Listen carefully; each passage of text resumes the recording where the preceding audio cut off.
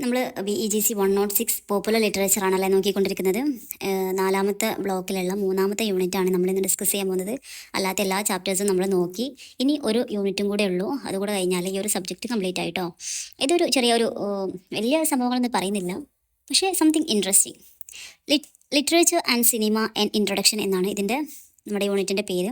ഒരു ഇൻട്രൊഡക്ഷൻ ആയിട്ട് പറയേണ്ടത് കാര്യം എന്താ വെച്ചാൽ, ഈ ഒരു നമ്മളൊരു ആർട്ട് അല്ലെങ്കിൽ ഒരു കല എന്നൊക്കെ വിചാരിക്കുമ്പം അതിന് പല കാലഘട്ടത്തിലും അതിന് പല നിർവചനങ്ങളാണ് കൊടുക്കുന്നത്. അതിൻ്റെ ആ ഒരു കാലഘട്ടത്തിലുള്ള ഒരു കലയുടെയും കുറച്ച് കഴിഞ്ഞിട്ടുള്ള ഒരു കലയുടെയും തമ്മിലുള്ള ഒരു അതിൻ്റെ ഒരു ആശയം തന്നെ വ്യത്യസ്തമാണ് എന്നുള്ളതാണ്. പണ്ടൊക്കെ എന്താണ് കല എന്ന് പറയുന്ന ചരിത്രങ്ങൾ, കവിത, കോമഡി, ട്രാജഡി, മ്യൂസിക്, ഡാൻസ് എന്നിവയൊക്കെ എന്താണ് ഒരു കലയായി കണക്കാക്കിയിരുന്നു. പിന്നീട് എന്താണ് ഒന്നുകൂടെ ഒരു എന്താണ് അത്രയും ഒരു ക്രിയേറ്റിവിറ്റിയോട് കൂടെ സൃഷ്ടിക്കുന്ന ഒരു കഴിവ് അല്ലെങ്കിൽ ഒരു ക്രാഫ്റ്റ് എന്നുള്ള രീതിയിലേക്ക് ഈ ഒരു കലയെ മാറ്റി എന്നുള്ളതാണ്. നമുക്കറിയാം, ഒരു 17th സെഞ്ച്വറി ഒക്കെ ആകുമ്പം ഈ ഒരു കലക്ക് ഡ്രോയിങ്, അതുപോലെ തന്നെ ശില്പങ്ങൾ ഉണ്ടാക്കുന്നത്, അതുപോലെ പല സംഭവങ്ങളും നിർമ്മിക്കുന്നത് ഒരു നിർമ്മിത കല എന്നുള്ള രീതിയിൽ ഇങ്ങനെയൊക്കെയായിരുന്നു കലയ്ക്ക് കൊടുത്തിരുന്ന നിർവചനം എന്ന് പറയുന്നത്. പക്ഷേ ഒരു 19th സെഞ്ച്വറി ഒക്കെ ആകുമ്പം ഈ ഒരു കലയുടെ ഈ ഒരു നിർവചനം എന്ന് പറയുന്നത് ഒന്നുകൂടെ വിശാലമായി, ഒന്നുകൂടെ ഒരു സങ്കീർണമായി. ഒരു റൊമാൻറ്റിക് തിയറിയിൽ ഒരു കലാകാരനെ എങ്ങനെ കണക്കാക്കുന്നതെന്നറിയോ? ഒരു കല ചെയ്യാൻ അത്രയും ഒരു കഴിവുള്ള ഒരാളെ ഒരു പ്രൊഫറ്റായിട്ട് വരെ കണക്കാക്കിയിരുന്നു എന്നുള്ളതാണ്. അപ്പം ഒരു ദൈവതുല്യനായിട്ടാണ് അദ്ദേഹത്തിന്, കാരണം അദ്ദേഹത്തിന് അത്രയും കഴിവുകളുണ്ട്. സാധാരണ ഒരു മനുഷ്യൻ എന്നതിനുപരി അദ്ദേഹം ഒരു പ്രൊഫറ്റായിട്ട് വരെ ആളുകൾ കണ്ടു എന്നുള്ളതാണ്. ദെൻ പിന്നീട് എന്താണ് റെക്കോർഡിങ് ആർട്സ് ഒക്കെ വന്നതോടെ, അഥവാ അതുവരെ പറയുന്നതും കേൾക്കുന്നതും എഴുതുന്നതും വായിക്കുന്നതും മാത്രം സംഭവങ്ങളായിരുന്നെങ്കിൽ പിന്നീട് എന്താണ് ശബ്ദങ്ങൾ റെക്കോർഡ് ചെയ്യുന്ന ആ ഒരു കാലഘട്ടത്തെ എന്താണ് ഇതിൻ്റെ അർത്ഥം ഒന്നുകൂടെ വിശാലമായി. അപ്പം ആദ്യമൊക്കെ ഈ ഒരു കല എന്ന് പറയുമ്പം ഒരു റിയൽ ടൈം മാത്രമേ അത് അവതരിപ്പിക്കാൻ പറ്റുള്ളൂ. ഇപ്പോൾ ഒരു ഗായകൻ പാടുകയാണെങ്കിൽ ആ പാട്ടോടുകൂടെ അത് കഴിഞ്ഞു. ഒരു കഥ പറയുന്ന ആൾ കഥ പറയുകയാണെങ്കിൽ അതോടുകൂടെ അതും കഴിഞ്ഞു. പക്ഷേ നമ്മുടെ പിന്നീട് എന്താണ് ചിത്രം, അതുപോലെ എഴുത്തുകൾ, അതുപോലെ തന്നെ ശബ്ദം വന്നതോടെ അതിൻ്റെ ഒരു അർത്ഥം, അതിൻ്റെ ഒരു വ്യാപ്തി ഒന്നുകൂടെ വർദ്ധിച്ചു. ഇതെന്താണ് കൂടുതൽ ഈ ഒരു റെക്കോർഡിംഗ് സിസ്റ്റം വന്നതോടെ ഇത് കൂടുതലായിട്ട് സംരക്ഷിക്കാനും അതുപോലെ തന്നെ ഇതിനെ ആളുകളിലേക്ക് അത് എത്തിക്കാനും ഇത് സഹായിച്ചു എന്നുള്ളതാണ്. Then literature and cinema as art forms. ഇതിൽ പറയുന്നത് ഒരു സിനിമ എന്ന് പറയുമ്പം ഒരു പാൻ ആർട്ടായിട്ടാണ് കണക്കാക്കുന്നത്. എല്ലാ എഴുത്തുകളും ഇപ്പം സിനിമയിലാണെങ്കിലും കൊറിയോഗ്രാഫി, അതുപോലെ തന്നെ സ്ക്രിപ്റ്റ് റൈറ്റിംഗ്, ക്യാരക്ടേഴ്സ്, ഇങ്ങനത്തെ സംഭവങ്ങളും എല്ലാ സംഭവങ്ങളും അതിലുണ്ട്. അപ്പം ഒരു എഴുത്ത് എന്നതിലുപരി ഒന്നുകൂടെ ഒരു വിശാലമായിട്ടുള്ളൊരു സംഭവമാണ് ഈ ഒരു സിനിമ എന്ന് പറയുന്നത്. എല്ലാ കലകളുടെയും പല ഗുഡ് ബിഹേവിയറും ഉൾക്കൊള്ളുന്ന ഒരു വലിയൊരു കലയായിട്ടാണ് സിനിമയെ കണക്കാക്കുന്നത്. അപ്പം ഈ ഒരു സിനിമയും ഒരു ലിറ്ററേച്ചറും തമ്മിലുള്ള ബന്ധം എന്ന് പറഞ്ഞാൽ ഭയങ്കര അഭേദ്യമായിട്ടുള്ള ബന്ധമുണ്ട്. കാരണം എന്താ വെച്ചാൽ ഒരു സിനിമക്കും അതുപോലെ തന്നെ ഒരു ലിറ്ററേച്ചറിനും പ്ലോട്ട്, അതുപോലെ ക്യാരക്ടേഴ്സ്, തീം, ഇമേജറി, അതുപോലെ സ്പേസ് ആൻഡ് ടൈം, ഇതൊക്കെ എന്താണ് ഇതിലുണ്ടാവും. അതുപോലെ തന്നെ ലിറ്ററേച്ചേഴ്സിലുണ്ടാവും, സിനിമയിലുണ്ടാവും. അപ്പോൾ എന്താണ് ഇതെല്ലാം ഒരു മോർ കണക്റ്റഡ് ആയിട്ട് നമുക്ക് പറയാം. അപ്പം ഇവയെല്ലാം എന്താണ് ഒരു ലിറ്ററേച്ചേഴ്സുമായി സാമ്യം ഉള്ളതാണ് എന്നുള്ളതാണ്. ഇപ്പം നമ്മളൊരു എഴുത്തിലെടുക്കുകയാണെങ്കിൽ അതിലെ വേർഡ്സ് ഒരു സിംബോളിക്കാണ്. പക്ഷേ നമ്മളൊരു മൂവി, ഒരു ചിത്രം എടുക്കുകയാണെങ്കിൽ അതൊരു ഐക്കോണിക് ആണെന്നുള്ളതാണ്. ഇപ്പോൾ നമ്മളൊരു നോവൽ വായിക്കുമ്പം അത് നമുക്ക് അതെങ്ങനെയായിരിക്കും എന്നുള്ളത് നമുക്ക് സങ്കല്പിക്കാൻ പറ്റും. പക്ഷേ എന്നതിലുപരി നമ്മളൊരു ഫിലിം കാണുമ്പോൾ ആ ഒരു സങ്കല്പം എന്നതിലുപരി നമ്മളത് കണ്ടുകൊണ്ട് കാണുകയാണ്. അപ്പം ആ ഒരു ചിത്രം മനസ്സിൽ നിന്ന് ഒരുപാട് കാലം നിന്നാലും അത് മാഞ്ഞു പോകില്ല, നമുക്ക് എപ്പോഴും ഓർമ്മ ഉണ്ടാവും. അപ്പം അത് അത്രയും മനുഷ്യൻ്റെ ഹൃദയത്തോട് അത്രയും ചേർത്ത് വെക്കാൻ പറ്റുന്ന ഒരു അനുഭവമാണ് ആ ഒരു ചിത്രത്തിലൂടെ നമുക്ക് കിട്ടുന്നത്. അതുപോലെ തന്നെ ഈ ഫിലിംസ് എന്നൊക്കെ പറയുമ്പം ഒന്നും കൂടെ ഒരു കെനോറ്റേറ്റീവ് ആണ്, അഥവാ ഒന്നുകൂടെ ഒരു അർത്ഥവത്തായതാണ്. അതുപോലെ നമ്മുടെ ഈ ഒരു ലിറ്ററേച്ചേഴ്സിനോട് അഥവാ ഒരു മത്സരം വെക്കാത്ത സിനിമ എന്ന് പറയുന്നതും ഒരു സാഹിത്യ രൂപമാണെന്നുള്ളതാണ്. ഇപ്പം പല നോവൽസും സിനിമയായിട്ട് ഇറങ്ങിയിട്ടുണ്ട്. പല സിനിമകൾ കണ്ട് പല നോവൽസും എഴുതിയിട്ടുണ്ട്. അങ്ങനെയൊക്കെ എന്താണ് അങ്ങോട്ടും ഇങ്ങോട്ടും ഒരു കണക്ഷൻ അതിനുണ്ട് എന്നുള്ളതാണ്. ഒരു സിനിമയാകുമ്പോൾ അതിലെന്തുണ്ടാവും, വേർഡ്സ് ഉണ്ടാവും, അതുപോലെ തന്നെ പിക്ചേഴ്സ് ഉണ്ടാവും, വീഡിയോസ് ഉണ്ടാവും, പ്ലസ് എന്തുണ്ടാവും, ശബ്ദം കൂടെ ഉണ്ടാവും. അതിനാണ് എന്ത് പറയുന്നത്, സിനിമ എന്ന് പറയുന്നത്. ദെൻ നെക്സ്റ്റ് വരുന്ന ടോപ്പിക്ക് ഫിയർ ഓഫ് സിനിമ എന്നാണ്. എന്താണ് ഫിയർ ഓഫ് സിനിമ? ഇപ്പം വാൾട്ടർ ബെഞ്ചമിൻ പറയുന്നുണ്ട്, ഒരു മെക്കാനിക്കൽ റീപ്രൊഡക്ഷൻ മൂലം എന്താണ് കലയുടെ ഓറ തന്നെ നഷ്ടപ്പെട്ടു എന്നുള്ളത്. ഇപ്പം നമുക്കൊക്കെ അറിയാം, ഒരു ശബ്ദത്തിൻ്റെ വരവോടെ എന്താണ് സിനിമ ഒന്നുകൂടെ ശക്തമായിട്ടുള്ളൊരു മാധ്യമമായിട്ട് ആളുകളുടെ ഇടയിൽ വളർന്നു വന്നു എന്നുള്ളതാണ്. ഈ ഒരു സാഹിത്യത്തെ വിഴുങ്ങാൻ പാകത്തിനുള്ള ഒരു റെപ്പാഷ്യസ് മാധ്യമമാണ് സിനിമ എന്ന് പറയുന്നത്. ഒന്നുകൂടെ ഒരു ആർത്തി കൊണ്ടൊരു മാധ്യമമായിട്ടാണ് സിനിമയെ ആളുകൾ കണ്ടിരുന്നത്. അപ്പം ഒരു സിനിമ ഈ ഒരു നോവൽ ലിറ്ററേച്ചേഴ്സ് മാത്രമുള്ള ഒരു ലോകത്തേക്ക് ഒരു സിനിമ വരുമ്പോൾ അതിനെ വിമർശിക്കാനും അതിനെ തലോടാനും ഒരുപാട് ആളുകളുണ്ടാവും. അപ്പം ഈ ഒരു ലിറ്ററേച്ചേഴ്സിൻ്റെ ആ വാല്യൂ തന്നെ നഷ്ടപ്പെട്ടു പോകുമല്ലോ എന്നുള്ളൊരു ഭയം പല എഴുത്തുകാരിലും അതുപോലെ തന്നെ പല ലിറ്ററേച്ചേഴ്സുമായിട്ട് ബന്ധപ്പെട്ടവരിലും ഉണ്ടായിരുന്നു. ഈ ഒരു അതാണ് ഇവിടെ ഒരു ഫിയർ എന്നുകൊണ്ട് അർത്ഥമാക്കുന്നത്. എന്താണ് ഒരു വിജിയൻ വോഫാണ് പറയുന്നത് എന്ത് സിനിമ എന്താണ് ഒരു സാഹിത്യത്തെ വിഴുങ്ങുന്ന ഒരു റപ്പാഷ്യസ് മാധ്യമമാണ് എന്നുള്ളതാണ്. ചിലർ പറയുന്നത് എന്താണ് ഒരു സിനിമ എന്നത് എന്താണ് വെറും ഒരു സാഹിത്യത്തെ ഒരു എൻ്റർടൈൻമെൻറ്റ് മാത്രം ആകുമ്പോൾ അതിൻ്റെ ഒരു ഉള്ളടക്കം നഷ്ടപ്പെട്ടു പോകുന്നുണ്ട് എന്നുള്ളതാണ്.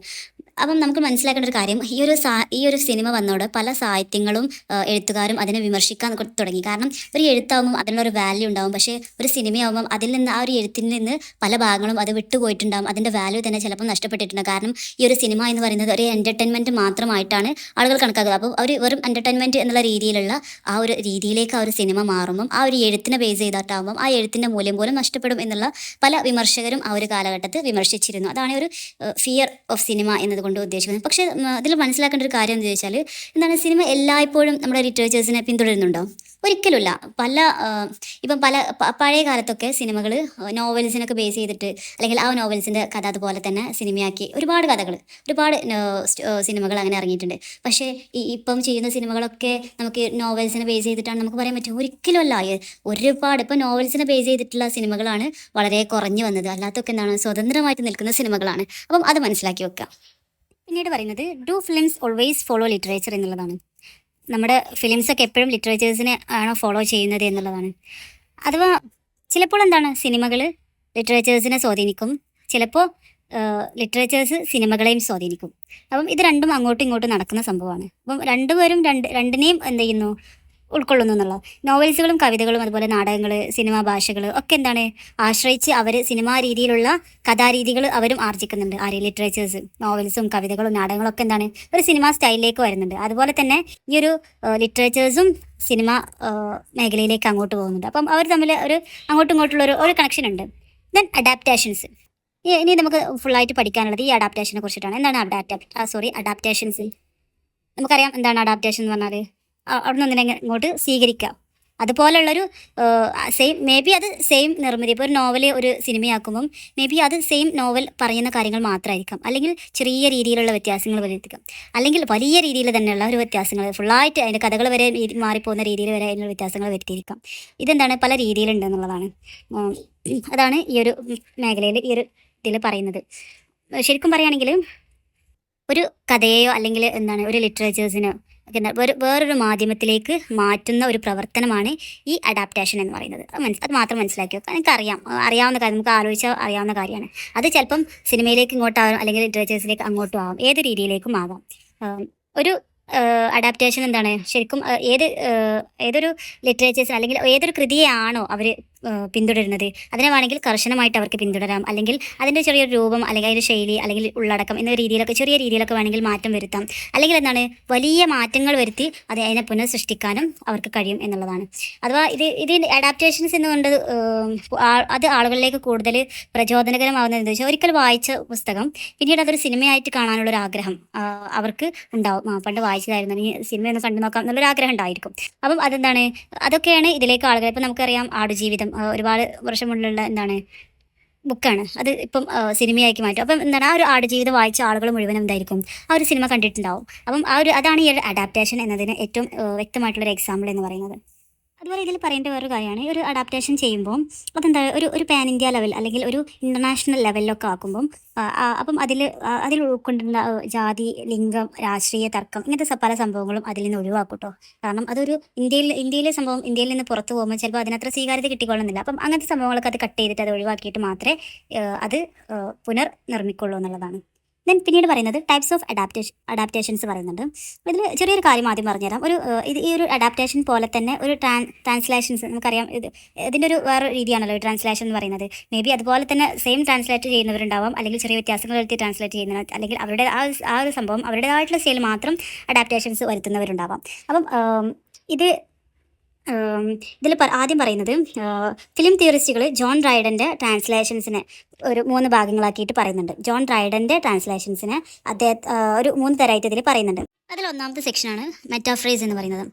നമ്മുടെ വാക്കുകൾ അല്ലെങ്കിൽ ലൈൻസ് മാത്രം മാറ്റുന്ന ഒരു literal ട്രാൻസിഷന്.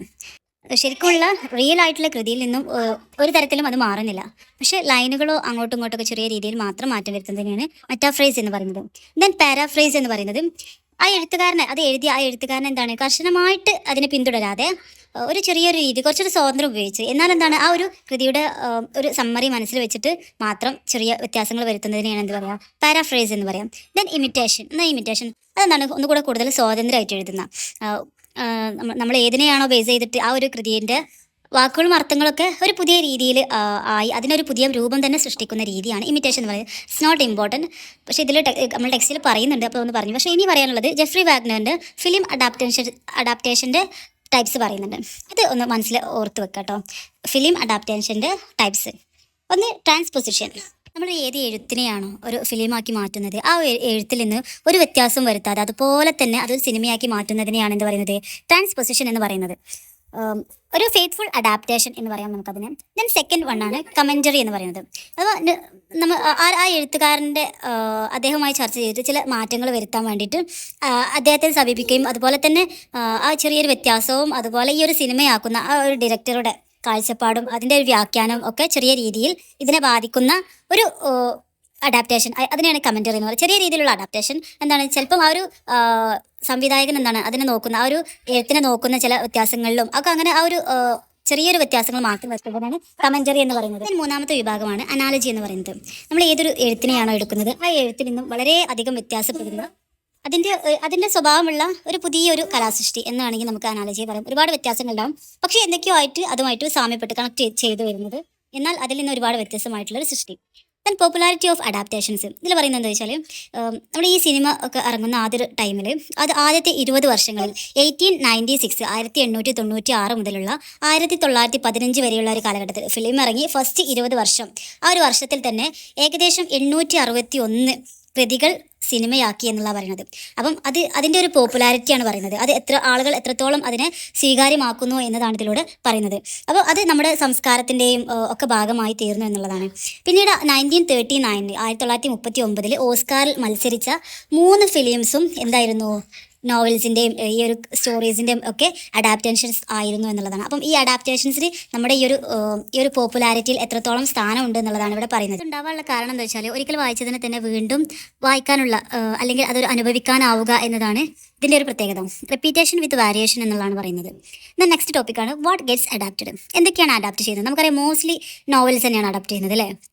Novels are most adapted. Then modernist fiction അതും അഡാപ്റ്റ് ചെയ്യാറുണ്ട്, പക്ഷേ ചില ക്ലീഷേ ആയിട്ടുള്ള എന്താണ് പറയുക ചില പരീക്ഷണങ്ങളൊക്കെ എന്താ കാരണം അവ അഡാപ്റ്റേഷൻസിന് അത് ബുദ്ധിമുട്ടാണെന്നുള്ളതാണ്. Then place get adapted easily. അത് പ്ലേസ് അതുപോലെ തന്നെ അഡാപ്റ്റ് ചെയ്യാൻ വളരെ ഈസിയാണ്. ഒരു പ്ലേ എന്ന് പറയുമ്പോൾ അത് പെർഫോമൻസിനെ അടിസ്ഥാനമാക്കിയിട്ടുണ്ട് ഉണ്ടാവുക. അത് തന്നെയാണ് സിനിമയിലും. അതുകൊണ്ട് തന്നെ സിനിമയിലേക്ക് അത് എളുപ്പത്തിൽ വേണ്ടിയിട്ട് പകർത്താൻ പറ്റും. ഞാൻ പിന്നീട് പറയുന്ന വേറൊരു വിഭാഗമാണ് ഷോർട്ട് സ്റ്റോറീസ്. ഈ ഷോർട്ട് സ്റ്റോറീസ് എന്ന് പറഞ്ഞാൽ പെട്ടെന്ന് കഴിഞ്ഞു പോകും, പക്ഷേ ഇതിനെ തന്നെ ഭയങ്കര ഒരു ദൈർഘ്യമുള്ള വീക്ഷണത്തിലൂടെ ഒരു സിനിമയാക്കാൻ വേണ്ടിയിട്ട് സാധിക്കും. അതുപോലെ തന്നെ കഥാപാത്രങ്ങളൊക്കെ വളരെ കുറഞ്ഞ അതൊക്കെ ചെറിയ രീതിയിലുള്ള വ്യത്യാസങ്ങളൊക്കെ വരുത്തി ഷോർട്ട് സ്റ്റോറീസിനെയും ഫിലിമിലേക്ക് മാറ്റാൻ പറ്റും. Then poetry gets adapted rarely. വളരെ റയറായിട്ട് മാത്രമേ പോയട്രീസൊക്കെ സിനിമയാക്കാറുള്ളൂ. ദെൻ പിന്നീട് പറയുന്നത് ഹു ഈസ് ദ അഡാപ്റ്റർ. ആരാണ് അഡാപ്റ്റർ? അഡാപ്റ്റർ എന്ന് പറയുന്നത് ആരാണ് എന്നുള്ളത് ഒരിക്കലും നിർവചിക്കാൻ പറ്റില്ല. കാരണം ഒരു എഴുത്തിനെ അതൊരു ഫിലിമിലേക്ക് മാറ്റുമ്പം അതിൽ ഒരുപാട് ആളുകൾ ഒരു എഴുത്തെന്ന് പറയുമ്പോൾ അതൊരാൾ മാത്രമേ എഴുതുന്നതായിരിക്കും. പക്ഷേ അത് സിനിമ ആക്കുമ്പം ഒരുപാട് ആൾക്കാരുടെ പ്രയത്നമാണ് ഒരു ഫിലിം എന്ന് പറയുന്നത്. ഡയറക്ടർ ആയിക്കോട്ടെ, പ്രൊഡ്യൂസർ ആയിക്കോട്ടെ, ദെൻ സ്ക്രീൻ റൈറ്റേഴ്സ്, ആക്ടേഴ്സ്, അതുപോലെ തന്നെ എഡിറ്റേഴ്സ്, പല മേഖലകളിലും ഉള്ള ആളുകളുടെ ഒരു സംയമനം ചേരുമ്പോഴാണ് ഒരു ഫിലിം ഉണ്ടാവുള്ളൂ. അപ്പം ആരാണ് അഡാപ്റ്റർ എന്നുള്ളത് ഒരു ഫിലിമിലേക്ക് വരുമ്പം അത് നിശ്ചയിക്കാൻ പറ്റില്ല. കാരണം എന്താണ്, എല്ലാവരും അതിൻ്റെ ഒരു പാർട്ടാണ് എന്നുള്ളതാണ്. Then how does the adapter adapt. എങ്ങനെയാണ് ഒരു അഡാപ്റ്റർ അതിനെ അഡാപ്റ്റ് ചെയ്യുന്നത് എന്നുള്ളത്. അപ്പം അഡാപ്റ്റർ ഉപയോഗിക്കുന്ന അപ്രോച്ച് തന്നെയാണ് ഒരു അഡാപ്റ്റേഷൻ്റെ സ്വഭാവം തന്നെ നിർണ്ണയിക്കുക. ആരാണ് അഡാപ്റ്റ് ചെയ്യുന്നത് അത് അവരുടെ ഒരു അപ്രോച്ച് തന്നെയാണ് അതിൻ്റെ ഒരു സ്വഭാവം നിർണ്ണയിക്കുന്നത് എന്നുള്ളതാണ്. അതുപോലെ ആൻഡ്രൂ ഡേവിസ് നടത്തിയിട്ടുള്ള കുറച്ച് നിർദ്ദേശങ്ങൾ പറയുന്നുണ്ട്. ആ ഒരു അഡാപ്റ്റേഷൻ ചെയ്യുന്ന ആദ്യം പുസ്തകം നന്നായിട്ട് വായിക്കണം, പിന്നെ എന്തിന് ഈ പുസ്തകം എന്നുള്ളൊരു വിലയിരുത്തൽ നടത്തണം, പിന്നെ എന്താണ് കഥയുടെ തന്നെ ആ ഒരു കോറായിട്ടുള്ള പെർസ്പെക്റ്റീവ് എന്താണെന്നുള്ളത് തിരിച്ചറിയണം. ദെൻ ഒരു വ്യക്തമായിട്ടുള്ള ഒരു സംഭാഷണത്തിലൂടെ ഒക്കെ അത് പുനർക്രമീകരിച്ചെടുക്കണം. അത് ഒരു ലുക്ക് ഉപയോഗിച്ച് കാണിക്കാൻ പറ്റുന്നതാണെങ്കിൽ അത് ലുക്ക് ഉപയോഗിച്ച് കാണിക്കുക, അതിൽ നിന്ന് സംഭാഷണം ഒഴിവാക്കാം. ഒരു സംഭാഷണം അതിൻ്റെ ഏറ്റവും സാരത്തിലേക്ക് മാത്രം ചുരുക്കുക എന്നുള്ളതാണ്. ദെൻ പുസ്തകത്തിൽ ഇല്ലാത്ത ദൃശ്യങ്ങളും ചിലപ്പം ഫിലിമിലേക്ക് വരുമ്പം എഴുതും. എന്താണ് വോയിസ് ഓവർ, ഫ്ലാഷ് ബാക്ക്, അതുപോലെ തന്നെ ടോക്കിംഗ് ടു ക്യാമറ, ഇങ്ങനത്തെ സംഭവങ്ങളൊക്കെ അധികം ഒഴിവാക്കുക. ഇങ്ങനത്തെ കുറച്ച് അഡ്വൈസസ് ഒക്കെയാണ് ഇതിൽ പറയുന്നത്. Then criticism of adaptations. ഒരു ഇപ്പം ഒരു എക്സാമ്പിൾ പറയാം. ഒരു അഡാപ്റ്റേഷൻ എന്താണ്? ഒരു ഒരു ഒരു എഴുത്തിനെ ഒരു ഫിലിമാക്കി മാറ്റുമ്പം അത് അതുപോലെ എടുത്താൽ എന്ത് പറയും? അത് പക്കാ കോപ്പിയാണെന്ന് പറയും. എന്നാലോ കുറച്ചൊക്കെ മാറ്റങ്ങളൊക്കെ വരുത്തി ഒരു ചെറിയൊരു ഇൻവേഷനൊക്കെ നടത്തി അല്ലെന്ത് പറയും? ഇതൊരു ബാഡ് അഡാപ്റ്റേഷൻ ആണെന്ന് പറയും. അതിനെക്കാട്ടും നല്ലത് ആ ഒരു എഴുത്ത് തന്നെയായിരുന്നു എന്ന് പറയും. അപ്പം എല്ലാത്തിനും ഉണ്ട് ഒരു വിമർശകർ, എല്ലാത്തിനും ഉണ്ടാവും. അതുപോലെ തന്നെ ഈ ഒരു അഡാപ്റ്റേഷൻസിലും പല വിമർശകരും ഉണ്ടെന്നുള്ളതാണ്. ദെൻ പിന്നീട് പറയുന്ന രണ്ട് സംഭവമാണ് ലോഗോഫിലിയ വേഴ്സസ് ഐക്കോണോഫോബിയ. ലോഗോഫിലിയ എന്ന് പറയുന്നത് റോബർട്ട് സ്റ്റാം പറയുന്നത് ഇത് ഒരു എഴുത്തെടുക്കുകയാണെങ്കിൽ ആ എഴുത്ത് അതിലുള്ള വേർഡ്സ് എന്ന് പറയുന്നത് അതൊരു പവിത്രമാണ് എന്നുള്ളതാണ്. അത് വേറെ മാധ്യമത്തിലേക്ക് പോകുമ്പം അതിൻ്റെ പവിത്രത നഷ്ടപ്പെടുന്നു എന്ന് പറയുന്ന ഒരു സമീപനമാണ് ഈ ലോഗോഫിലിയ എന്ന് പറയുന്നത്. അത് എഴുത്തിൻ്റെ അത്ര പെർഫെക്ഷൻസ് അല്ലെങ്കിൽ അത്രയും ഒരു പ്രൗഢി അതിൽ നിന്ന് മാറുമ്പം മറ്റൊരു മീഡിയത്തിലേക്ക് മാറുമ്പോൾ അതിൽ നിന്ന് നഷ്ടപ്പെടുന്നു ആ ഒരു ചിന്തയാണ് എന്ത് പറയുന്നത് ലോഗോഫിലിയ എന്ന് പറയുന്നത്.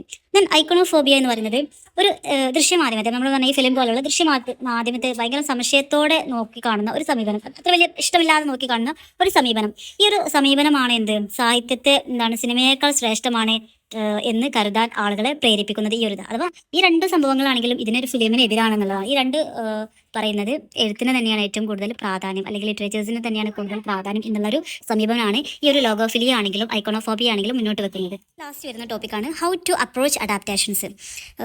എങ്ങനെയാണ് അഡാപ്റ്റേഷൻസിനോട് അപ്രോച്ച് ചെയ്യുക? സിമ്പിളാണ്. നമ്മളൊരു പുസ്തകം ഒരു ഫിലിമാക്കുമ്പം നമ്മെ ആ ഒരു പുസ്തകം വായിക്കാൻ വേണ്ടിയിട്ട് പ്രേരിപ്പിക്കുന്നു. അതുപോലെ തന്നെ അത് വായിച്ചതിന് ശേഷമാണെങ്കിൽ അത് ഒരു സിനിമയാക്കുമ്പോൾ അതിൻ്റെ ഒരു സിനിമ വേർഷൻ കാണാൻ നമ്മളെ അത് പ്രേരിപ്പിക്കുന്നു. അപ്പം അങ്ങോട്ടും ഇങ്ങോട്ടും അത് കണക്റ്റഡ് ആണ്. അതുതന്നെയാണ് അതിൻ്റെ ഒരു അഡാപ്റ്റേഷൻസ് എന്തുകൊണ്ട് ഇപ്പോഴും പോപ്പുലാരിറ്റി നിലനിർത്തുന്നു എന്നുള്ളതിന് ഉദാഹരണം. അപ്പം ഈ ഒരു യൂണിറ്റ് കംപ്ലീറ്റ് ആയി. ഇനി നാളെ തന്നെ ഞാൻ ഇതിൻ്റെ 4ാമത്തെ യൂണിറ്റ് കൂടി കഴിഞ്ഞാൽ നമ്മുടെ ഈ ഒരു പോപ്പുലർ ലിറ്ററേച്ചർ കംപ്ലീറ്റ് ആയി. നാളെ തന്നെ അത് അപ്ലോഡ് ചെയ്യാം കേട്ടോ. ഒരുപാട് ആളുകൾക്ക് എക്സാം ആയി എന്നറിയാം. അപ്പം നിങ്ങളെല്ലാവരും നല്ലോണം സപ്പോർട്ട് ചെയ്യുക. അതുപോലെ തന്നെ ഇഷ്ടപ്പെട്ടാൽ ലൈക്കും അതുപോലെ തന്നെ കമൻറ്റും ചെയ്യണം കേട്ടോ.